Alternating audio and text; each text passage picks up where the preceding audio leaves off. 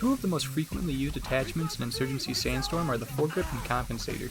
On paper, there's really not much of a reason to not take them. Vertical and horizontal recoil reduction seems almost foolish to pass on. But just how useful are the foregrip and compensator?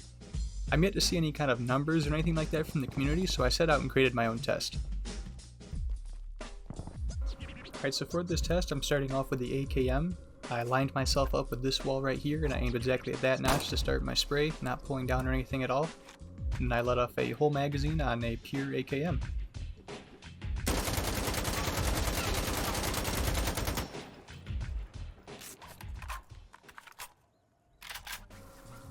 Next, I proceeded to do the exact same test again with the foregrip this time.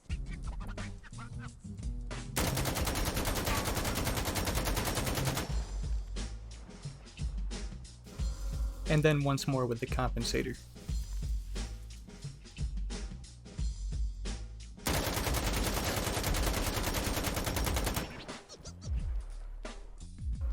Okay, so here's our finished results. In the red we have the pure AKM, in the blue we have the AKM with a foregrip, and in the green we have the AKM with a compensator.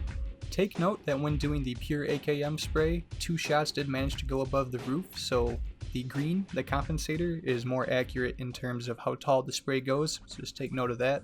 But when we look at this, the blue, the foregrip, we don't see that huge of a change in the height of the spray.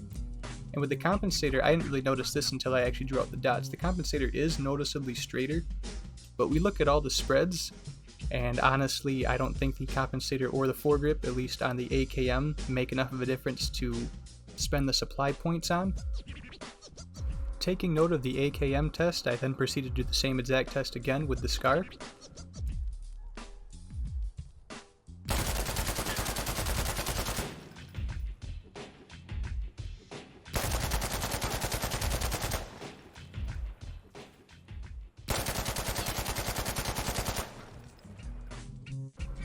Okay, here's our test results for the SCAR. The big thing here is it looks like the foregrip actually helps a bit more on this weapon, maybe due to the lower fire rate.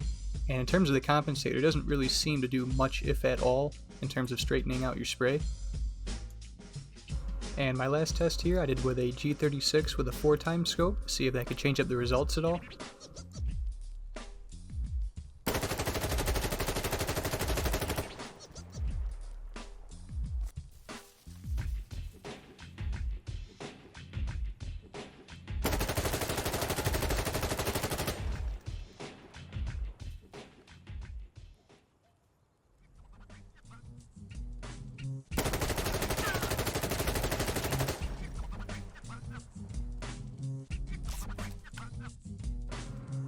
Okay, so here's the results for the G36. Interesting note here, the compensator line seems to be taller than the pure one. I think that's all just random chance. I don't think the compensator affected that at all.